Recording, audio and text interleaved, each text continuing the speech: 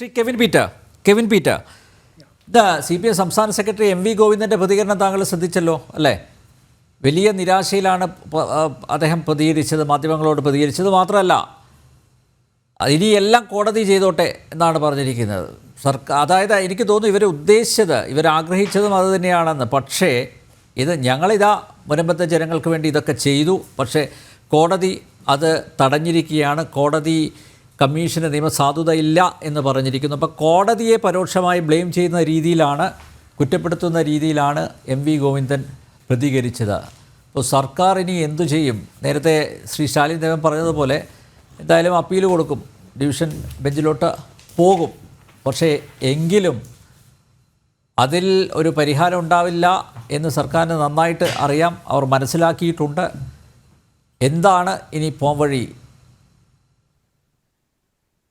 ഇനി ഇതിനകത്ത് ഈ കമ്മീഷന്റെ കണ്ടെത്തലുകൾ കണ്ടതൊന്നും സമർപ്പിച്ചത് കൊണ്ടൊന്നും ഒരു ചുക്കും സംഭവിക്കാൻ പോകുന്നില്ല. മുനമ്പൻ ജനതയുടെ പ്രശ്നങ്ങൾ അതുകൊണ്ട് പരിഹരിക്കാനും പോകുന്നില്ല. ഇത് എല്ലാവർക്കും അറിയാവുന്ന ഒരു കാര്യം മാത്രമാണ്. ഇത് ഇനിയിപ്പോ ഡിവിഷൻ ബെഞ്ചിനെ സമീപിക്കും എന്നുള്ളത് തീർച്ചയാണ്. കാര്യം അത് അവർ പ്രഖ്യാപനം നടത്തുകയും ഏതാനും ദിവസങ്ങൾക്കുള്ളിൽ നിയമ ഭേദഗതി ലോക്സഭയിൽ വരികയും ചെയ്യും, അത് പാസ്സാകുകയും ചെയ്യുന്നത് സംസ്ഥാന സർക്കാരിനെ അറിയാം. ഇപ്പം രണ്ട് കൂട്ടത്തിൽ ഒരു ഞാണിന്മേൽ കളിയാണ് അവർ നടത്തുന്നത്. പിന്നെ ഇത് ഈ നിയമ ഭേദഗതി പാസ്സായാലും ഇവിടെ എന്തെങ്കിലും കുരുക്കിൽപ്പെടുത്തി ഇത് കുറച്ചുകൂടെ നീട്ടിക്കൊണ്ടുപോയി ആ പാവങ്ങളെ ബുദ്ധിമുട്ടിക്കാൻ സാധിക്കുമോ അത് ചെയ്യാൻ വേണ്ടിയിട്ടാണ് ചില ഈ പരാമർശങ്ങളൊക്കെ സർക്കാർ വക്കീലിന്റെ ഭാഗത്ത് നിന്ന് വേണ്ട രീതിയിൽ അത് പഠിച്ച് അവിടെ അവതരിപ്പിക്കാൻ സാധിക്കാതെ വന്നത്. അത്തരത്തിലൊരു വിധി വന്നതുകൊണ്ട് ഇപ്പൊ രാംകുമാർ സാർ പറഞ്ഞതുപോലെ അത്തരത്തിലൊരു വിധി വന്നു എന്നുള്ളത് ഒരു വിഷയമല്ല. ഇത് ആ കമ്മീഷൻ നിയമസാധുതയുണ്ടോ ഇല്ലയോ എന്നുള്ളത് മാത്രമായിരുന്നു ഇപ്പോഴത്തെ കോടതിയുടെ പ്രധാന പരിശോധന എന്ന് പറയുന്നത് മാത്രം. അല്ലാതെ ഇപ്പം ഈ മുജീബ് റഹ്മാൻ പറയുന്നത് പോലെ ഒന്നും ഇതിനകത്ത് പ്രത്യേകിച്ച് ഒന്നും തന്നെ സംഭവിക്കാൻ പോകുന്നില്ല. ഏക ആശ്രയം എന്ന് പറയുന്നത് വഖഫ് നിയമഗതി പാസ്സാകുക എന്നുള്ളതാണ്. അതിന് വേണ്ടിയിട്ട് വേണ്ടുന്ന കാര്യങ്ങൾ അതിന് വേണ്ടിയിട്ട് പിന്തുണ കൊടുക്കുക, ജനപ്രതിനിധികളോട് മുനം ജനത ഉൾപ്പെടെയുള്ളവർ ആവശ്യപ്പെടുക. ഇനിയെങ്കിലും നിങ്ങൾ ഇപ്പം ജന്തർ മന്ദറിൽ ഇന്ന് നടന്ന പ്രൊട്ടസ്റ്റിൽ പോലും കോൺഗ്രസ് അതിൽ പങ്കെടുത്തു എന്നാണ് അറിയുന്നത്. പൂർണ്ണമായ വിവരങ്ങൾ പുറത്തു വന്നിട്ടില്ല, ആരൊക്കെ പോയി ആരൊക്കെ എന്തൊക്കെ പറഞ്ഞു എന്നുള്ളത് വന്നിട്ടില്ല. എങ്കിൽ തന്നെയും കോൺഗ്രസ് അതിനെ പിന്തുണയ്ക്കുമെന്നാണ് നേരത്തെ അറിയിച്ചിരുന്നത്. അപ്പോൾ നോക്കൂ, ഇത്രയൊക്കെ വിഷയങ്ങൾ ഉണ്ടായിട്ടും അവരുടെ നിലപാടിൽ, അവരുടെ ഇസ്ലാമിക പ്രീണന നിലപാടിൽ കോൺഗ്രസിന്റെ ഒരു നിലപാടിൽ മാറ്റം വന്നിട്ടില്ല. അത് സൂചിപ്പിക്കുന്നത് തന്നെയാണ് ഹൈബി ഈഡന്റെ വസതിയിലേക്ക് തന്റെ ജനങ്ങൾ, തന്നെ വോട്ട് ചെയ്ത് വിജയിപ്പിച്ച ജനങ്ങൾ തന്നെ കാണാൻ വരുന്നുണ്ടോ എന്ന് അറിഞ്ഞിട്ട് അദ്ദേഹം അവിടെ കാത്തു നിൽക്കാതെ സ്റ്റാഫിന്റെ കയ്യിൽ കൊടുത്തേക്കു എന്ന് പറഞ്ഞിട്ട് അദ്ദേഹം പോയി.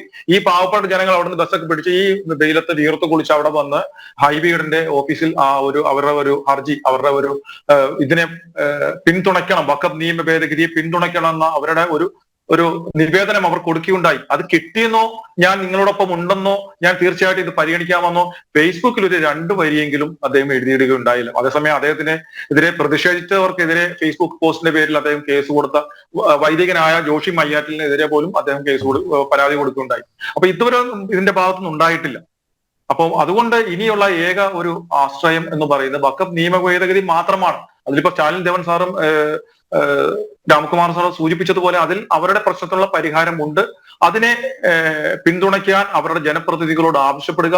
അവർ പിന്തുണയ്ക്കുന്നില്ലെങ്കിൽ നിങ്ങൾ പിന്തുണയ്ക്കുന്നവരോട് നന്ദിയെങ്കിലും കാണിക്കുക എന്നുള്ളത് മാത്രമേ ഇതിൽ ചെയ്യാനുള്ളൂ. പിന്നെ മുജീബ് റഹ്മാൻ സാർ ഒരു കാര്യം, ഈ ഹൈബി എവര് കൊണ്ട് നിവേദനം കൊടുത്ത ഹൈബി ഈഡൻ വന്നിട്ട് രാഹുൽ ഗാന്ധി പറഞ്ഞതിന് വിരുദ്ധമായിട്ട് ഈ ബില്ലിനെ അനുകൂലിക്കുന്ന സാർ വിചാരിക്കുന്നുണ്ടോ?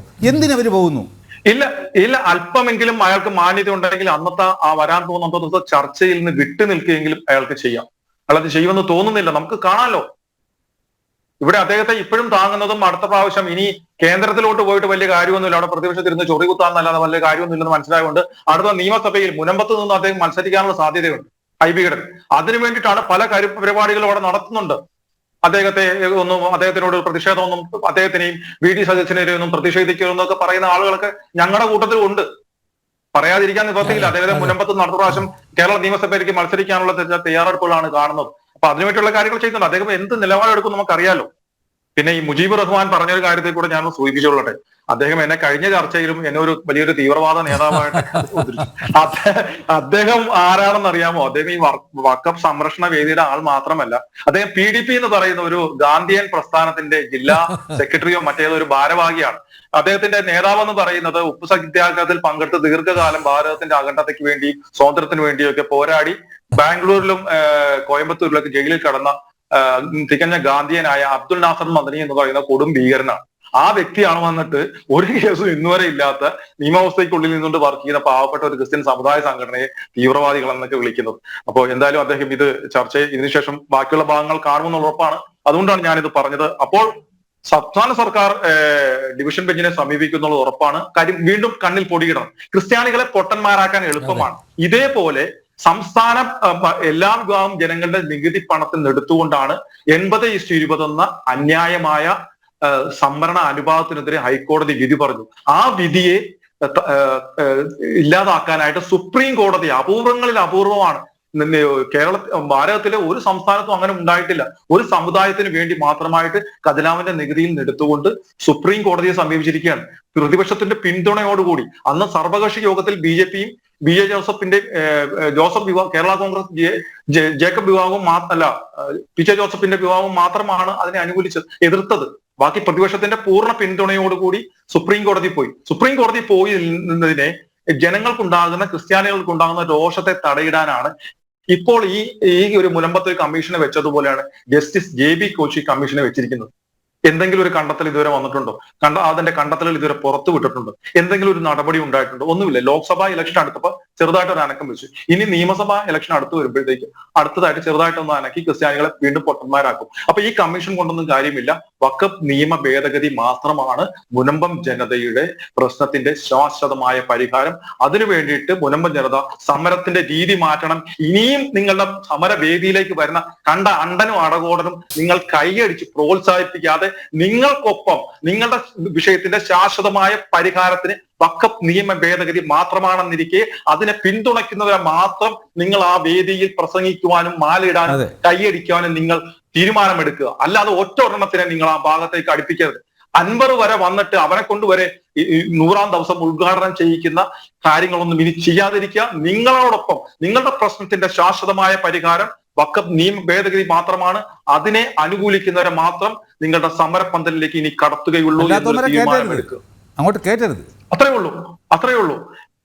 ഇപ്പൊ VD സതീശനോടെ വന്നിട്ട് പറഞ്ഞിട്ട് പോയില്ലേ, ക്രിസ്മസിന് മുൻപ് 24-ാം തീയതിക്ക് മുൻപ് പ്രശ്നപരിഹാരം ഉണ്ടാവണമെന്ന് വളരെ ദയനീയമായി വികാരിയച്ഛൻ പറയുമ്പോൾ, ഉണ്ടായില്ലെങ്കിൽ ഞാൻ നിങ്ങൾക്കൊപ്പം വന്നിരിക്കും, നിങ്ങളുടെ പ്രശ്നം ഞങ്ങൾ ഏറ്റെടുക്കും, ഞങ്ങൾ കേരളത്തിലുള്ളതോളം പ്രതിഷേധങ്ങൾ സംഘടിപ്പിക്കും. എന്ത് കോപ്പാണ് അയാൾ ചെയ്തത്? എവിടെയെങ്കിലും ഒരു പ്രൊട്ടസ്റ്റ് ഇതിനു വേണ്ടിയിട്ട് നടത്തിയോ? ഇല്ല. 10 മിനിറ്റ് കൊണ്ട് അയാൾ പരിഹരിക്കുമെന്ന് പറയുന്നത്. എന്തുകൊണ്ടാണ് 10 മിനിറ്റ്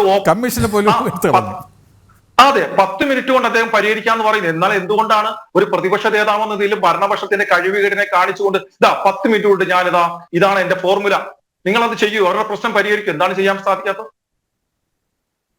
10 മിനിറ്റ് അല്ല, 10 വർഷം എടുത്താലും തീരെ. ഇന്ന് ഇപ്പൊ കണ്ടില്ലേ, കമ്മീഷനെ വെച്ചാൽ പോലും ഗവൺമെന്റ് ഹൈക്കോടതി എടുത്ത് കളഞ്ഞത്. ഇതാണ് നിയമം. എന്നിട്ട് പറയുന്നത് 10 മിനിറ്റിനകം പരിഹരിക്കാം. അല്ല, ഇവർക്ക് എല്ലാവർക്കും അറിയാം ഇത് എങ്ങനെയെങ്കിലും നീട്ടിക്കൊണ്ടു പോകണം. ഈ നിയമ ഭേദഗതി പാസ്സാകുന്നവരെ നീട്ടിക്കൊണ്ടു പോകണം. അതിനു മുമ്പ് മുനമ്പത്തെ ജനതയുടെ സമരത്തെ ഇല്ലാതാക്കണം. സമരം അതായിരുന്നു ഇവരുടെ പ്രധാന ലക്ഷ്യം. കമ്മീഷൻ നിയമിച്ചു കഴിഞ്ഞിരിക്കുന്നു, പിന്നെ എന്തിനാണ് നിങ്ങളിവിടെ കുത്തിയിരിക്കുന്നത്? അതെല്ലാം പരിഹരിക്കും. കമ്മീഷന്റെ കണ്ടെത്തലുകൾ പഴയതുപോലെയൊന്നും അല്ല. ഒരു വർഷം 2 വർഷം ഒന്നും കൊടുക്കില്ല. നിയമം ഭേദഗതി ചെയ്യും. അല്ല സാർ, ഒരു മിനിറ്റ്. നിയമം ഭേദഗതി ചെയ്യും അല്ലേ? അതെന്തായാലും ഏകദേശം ഉറപ്പായിരിക്കുകയാണ് അല്ലേ? അതിനുശേഷം എന്തായിരിക്കും ഈ ഇടതുപക്ഷത്തിൻ്റെയും വലതുപക്ഷത്തിൻ്റെയും ഒക്കെ സമീപനം എന്തായിരിക്കും? അതിലൊരു പക്ഷേ ഇവർ ക്രെഡിറ്റ് അവകാശപ്പെടും. ഞങ്ങൾ നിങ്ങളോടൊപ്പമായിരുന്നു, മുനമ്പത്തുകാരോടൊപ്പമായിരുന്നു, ഞങ്ങൾ നിങ്ങളുടെ സമരപ്പന്തലിൽ പലതവണ എത്തി എന്നൊക്കെ പറഞ്ഞൊരു പക്ഷേ ആ ക്രെഡിറ്റും അടിച്ചെടുക്കാനുള്ള ശ്രമം തന്നെയായിരിക്കും അല്ലേ? തീർച്ചയായിട്ടും ഉണ്ടാവും. അതിനു വേണ്ടുന്ന ചില ക്യാപ്സൂളുകളൊക്കെ നേരത്തെ ഇട്ടിട്ടുണ്ട്. മുനമ്പം സമരവേദിയിൽ വന്ന് മുനമ്പം ഭൂമി വഖഫ് അല്ല എന്ന് പ്രഖ്യാപിച്ചത് കോൺഗ്രസ് ആണ് എന്നൊക്കെ ചില സ്ഥലങ്ങളിൽ നിന്നൊക്കെ പറയുന്നുണ്ട്. അപ്പം അതിനുള്ള വകുപ്പാണ്. പിന്നെ ഇവർക്ക് വേണ്ടി കമ്മീഷനെ വെച്ചു. കമ്മീഷനെ സിംഗിൾ ബെഞ്ച് തള്ളിയപ്പോഴത്തേക്ക് ഞങ്ങൾ ഡിവിഷൻ ബെഞ്ചിലേക്ക് പോയി. വഖഫ് നിയമ ഭേദഗതി പാസ്സായില്ലായിരുന്നെങ്കിലും സംസ്ഥാന സർക്കാർ അത് പരിഹരിച്ചു തരുമായിരുന്നു. അതുകൊണ്ട് ഞങ്ങളും മുനമ്പം ജനതയ്ക്കൊപ്പമാണ്. റെഡിയായി നിൽക്കുകയാണ്. ഞാൻ കുറേ എൻ്റെ എനർജിയും കാര്യങ്ങളൊക്കെ ഞാൻ ചിലവാക്കി. ഇപ്പം അവർ ചെയ്യേണ്ടത്, ഇങ്ങനെ ഒരു ഇൻഫർമേഷൻ കിട്ടിയ സ്ഥിതിക്ക് ഈ ആക്ട് ഭേദഗതി പറഞ്ഞതോടുകൂടി ഞങ്ങളുടെ പ്രശ്നം പരിഹരിക്കുകയാണ് എന്നും പറഞ്ഞ് ഇപ്പോഴേ ഡിക്ലെയർ ചെയ്ത് അവർ ഈ സമരം പിൻവലിക്കുകയാണെന്നുണ്ടെങ്കിൽ ഈ ബാക്കി വേറെ ആരും ഈ ക്രെഡിറ്റ് കൊണ്ടുപോകില്ല. സെൻട്രൽ ഗവൺമെൻറ്റിന് ആ ക്രെഡിറ്റ് കിട്ടും. ഇതാരെ കാണിക്കാനാണ് സാർ ഇപ്പോഴത്തെ സമരം? ആരാണ് പരിഹാരം കൊടുക്കാൻ പോകുന്നത്? അല്ല, സമരം പിൻവലിക്കരുത് എന്നുള്ളത് തന്നെയാണ്. വഖഫ് നിയമ ഭേദഗതി പാസ്സാകുന്നത് അവരുടെയും കൂടെ വിജയമാണ്. അതായിരിക്കണം അല്ല, അവരുടെ വിജയാഹ്ലാദനം. അതായിക്കോട്ടെ.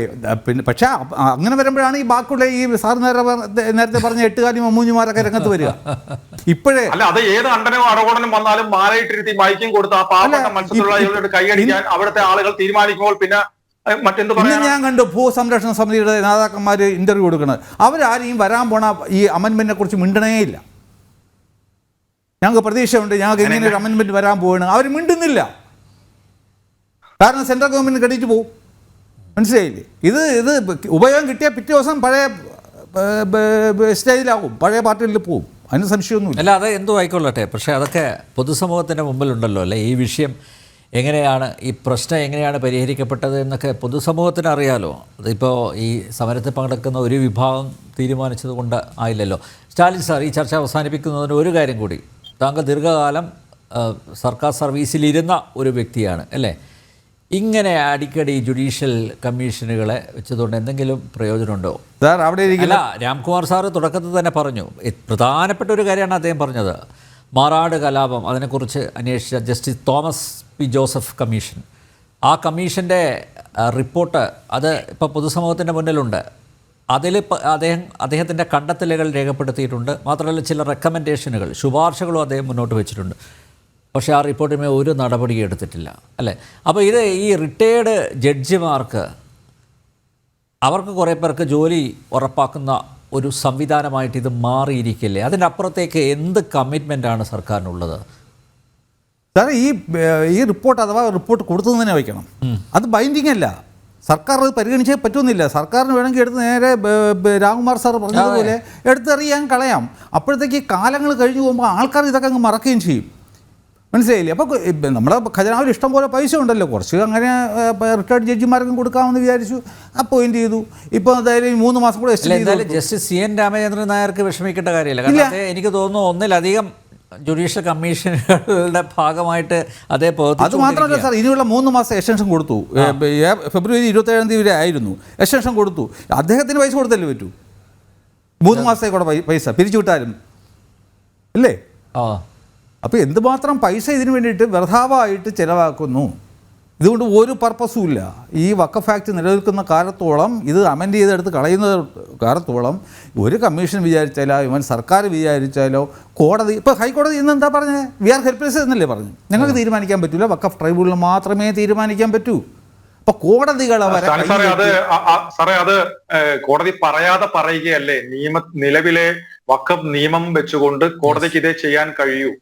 അതെ, വഖഫ് ട്രൈബ്യൂണലിനെതിരെ നമുക്ക് റിവിഷൻ അല്ലാതെ നേരെ നമുക്ക് 226 പ്രകാരം റിട്ട് കൊടുക്കാൻ പറ്റത്തില്ല. സംസ്ഥാന ഹൈക്കോടതിക്ക് പോലും അല്ലേ അതിലൊരു തീരുമാനം എടുക്കാൻ പറ്റുന്നില്ല എന്ന് പറയുമ്പോൾ, കാരണം വഖഫ് നിയമം അവിടെയുണ്ട്, വഖഫ് ട്രിബ്യൂണലുണ്ട്. അതുകൊണ്ട് ഞങ്ങളുടെ കൈകൾ ബന്ധിക്കപ്പെട്ടിരിക്കുകയാണെന്നല്ലേ പറയാതെ പറഞ്ഞു. കോടതി പറയാതെ പറയുകയാണ്. അതാണല്ലോ ഈ ആക്ടിൽ എഴുതി വെച്ചിരിക്കുന്നു. അതാണ്. അപ്പം നിലവിലുള്ള ആക്ടിൻ്റെ ആ ഒരു പവറാണ് നമ്മൾ മനസ്സിലാക്കേണ്ടത്.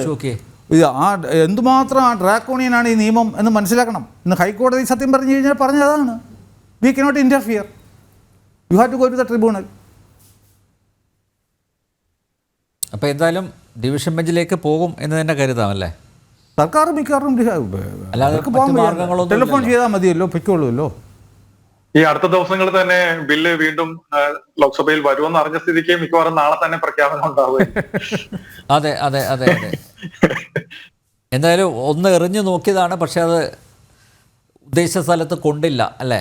അപ്പം ഇനിയിപ്പോൾ അടുത്ത കല്ല് എടുത്ത് വെച്ചിട്ടുണ്ട് എറിയാൻ വേണ്ടി, തൊടുക്കാൻ വേണ്ടി. ഓക്കെ, എന്തായാലും മുനമ്പം വിഷയത്തിൽ സംസ്ഥാന സർക്കാരിന് തിരിച്ചടി ലഭിച്ചിരിക്കുകയാണ്. ജുഡീഷ്യൽ കമ്മീഷൻ നിയമനമാണ് ഹൈക്കോടതി റദ്ദാക്കിയത്. സർക്കാർ ഡിവിഷൻ ബെഞ്ചിലേക്ക് പോകും അപ്പീലുമായി എന്നാണിപ്പോൾ മനസ്സിലാക്കുന്നത്.